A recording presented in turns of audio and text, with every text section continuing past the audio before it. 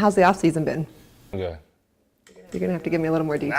Man, it's been good. Just, off-season's always great. You get a little time away from football with the family, take some vacations, go back to the West Coast, see some family, nieces and nephews.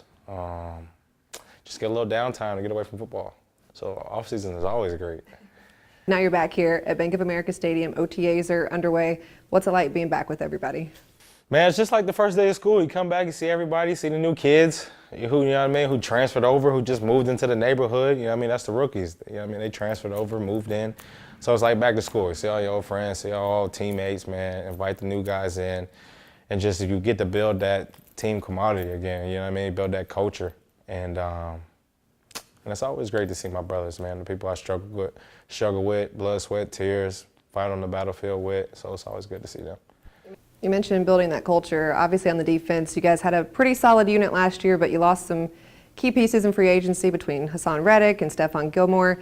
You do get J.C. Horn back. The team looking at Frankie Louvu to step up and be a starter this year. So how do you kind of keep that unit solid with pieces coming and going? It's really the same group. Like you said, we got a couple missing pieces, but everybody's still here. Frankie was a big guy who came on for us during the season and really came on for us after the season, seeing what we could do. You can kind of place him in and everywhere, and he's always going to give that effort. You know what you're going to get out of Frankie.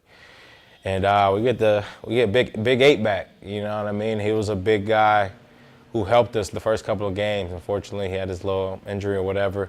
But, his mindset and all that is still there. And he's coming to work. He knows he has a lot to prove. We believe in him. We trust in him. Now he's about to go do it, and I can't wait to see him play. You mentioned rookies. What's your favorite part about them coming on and you kind of being a veteran and you're like, okay, here's the rookies? Like, how's that relationship? It's good. I just get to mold them. It's good. I just get to mold them. Great. I came in to some great vets. And I'm doing what they were doing now. I get to doing what they were doing, and I get to mold them, into this culture that I was set by Luke and TD. That I was set by Luke and TD, and that whole linebacker room, man. Just to bring them along, Just to bring them along, their team, They're players that can help this team win. They're players that can help this team getting them to that mindset. So now just getting them to that mindset. This is the big leagues, and this is the big leagues. Just bring them along, right? Because we're only good as the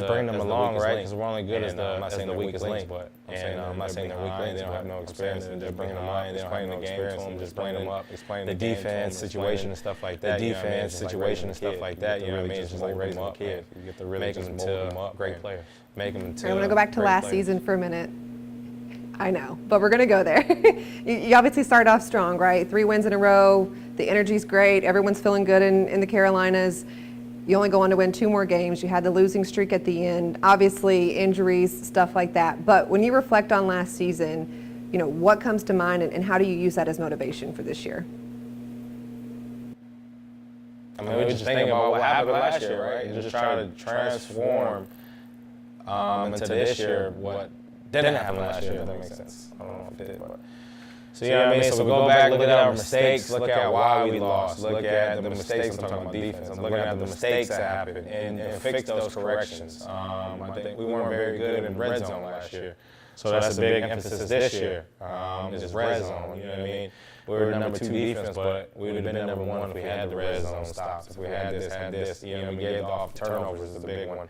Being top 3, top 5 in turnovers. Helping our offense get the ball back, having more time of possession for our offense. Getting them to get going and stuff like that. So we got a lot to work on the defensive side.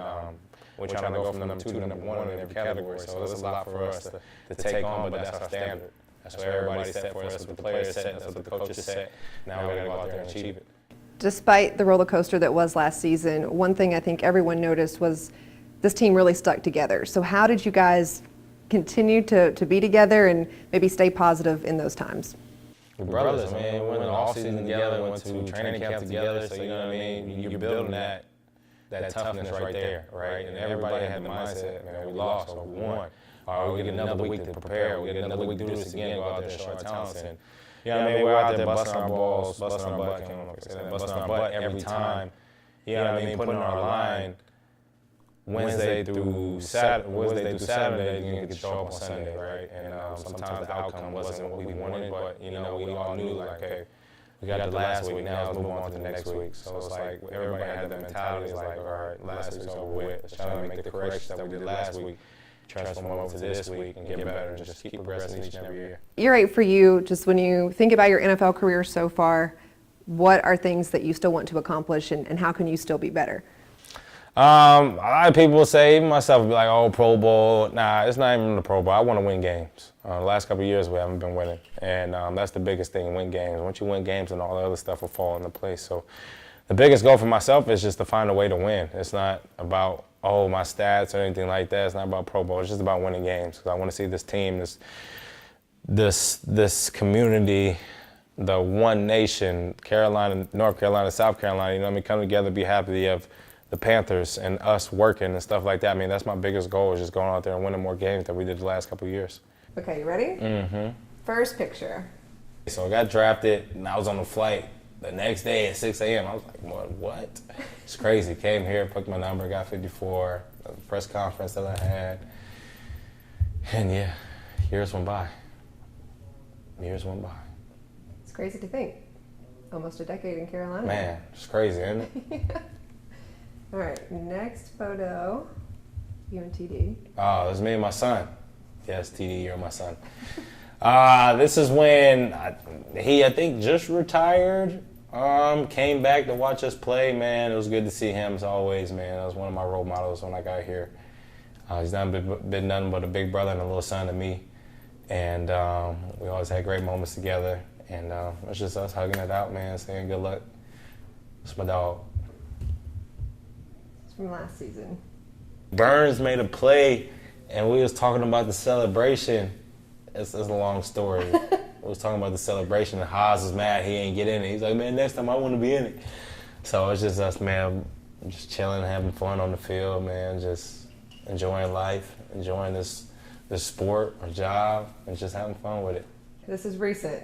You've turned into a model. Yeah, my little GQ moment, man. I know when to turn it on, when to not turn it on. You know what I mean? I know how to get in the moment with something, man. That was one of those pictures that I was just in the moment. You know what I mean? You got to flip it from football to GQ. GQ, holla at me, though. Like, for real. Well, we'll forward this to GQ. Yeah, So, please, yeah. please. Okay. All right, and this picture. Oh, man, them Patty's boys right there. If you don't know Patty's boys, man, go ahead and go back to Sacramento. We'll tell you about Patty's boys. Those are the 4 boys that she raised, man, on her own. Gentlemen. And it's a crew that sticks together. Ain't nothing gonna break us, ain't nothing gonna come between us. But man, that's a group that she raised, man, and anybody else could do it. Can't forget the queen. Got the queen right in the middle.